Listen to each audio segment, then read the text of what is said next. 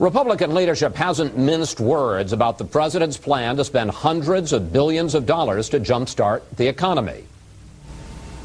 This bill, as it's presently headed toward passage, is a colossal mistake for our country. It is not temporary. It is not targeted. It is not primarily creating jobs. That was Senate Republican Conference Chairman Lamar Alexander on Thursday before a deal was struck. And Senator Alexander joins us now here in studio. Welcome, sir. Good morning. Good morning, Chris. The Senate version, as Steve Centani just pointed out, cuts $80 billion in spending. It has tens of billions of dollars more in tax cuts. Why can't you support it? Well, it's still more than $800 billion in borrowed money, more money than the federal government spent on the New Deal, more than we spent in Iraq in today's dollars, more than we spent going to the moon. And what we ought to be doing is looking at credit, that's banks, looking at housing first, and looking at stimulus and putting them all on the table and see how much money we're going to borrow. Here we're just spending money mostly. It's not targeted, it's not temporary, it is timely. They're rushing it up.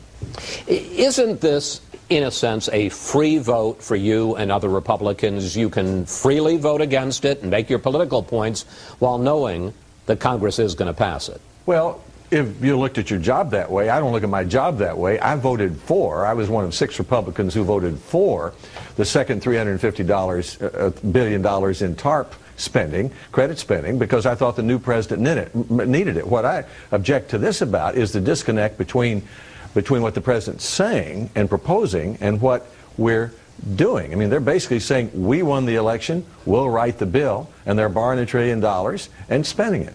Well, you took me to exactly my next point. What about the argument that elections have consequences, that during the campaign, candidate Obama campaigned for more government spending, for long-term investment, less tax cuts than John McCain, especially for the wealthy. He won. He's putting in what he promised Americans he would do. I don't ever remember him promising to borrow $1 trillion and spend it on projects that mostly don't stimulus. But what he really said was, let's change the way Washington works.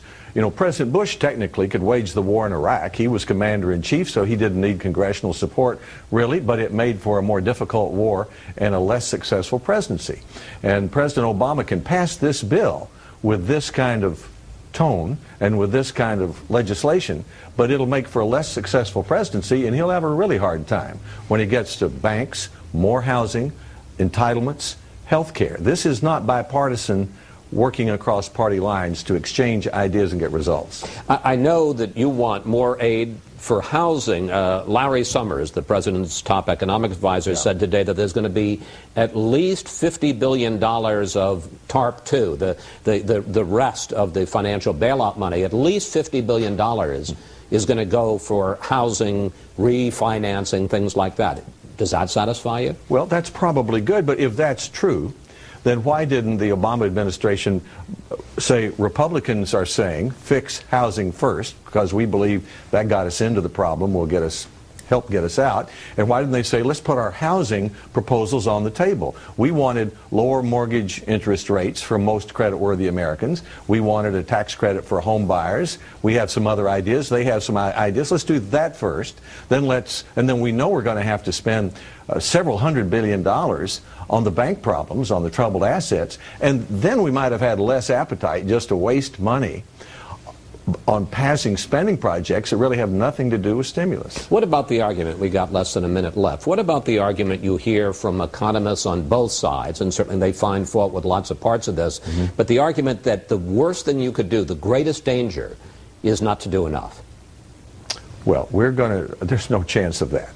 I mean, on Monday, we're going to hear from Mr. Geithner we need several $100 billion for banks.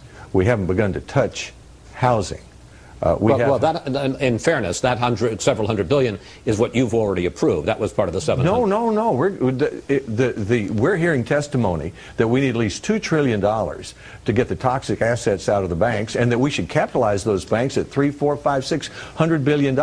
If that's true, why should we be spending scarce dollars on projects that don't do anything to stimulate the economy this week? But they're not asking for anything beyond the $350 that you've already $350 billion that you've already approved.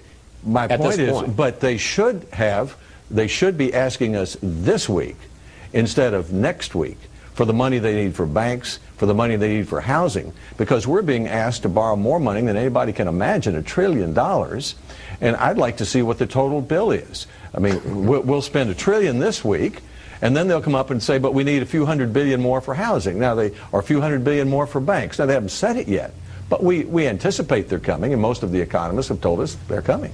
These trillions are beginning to add up. Senator Lamar Alexander of Tennessee, thank you so much for coming in, sir. Thank you, Chris.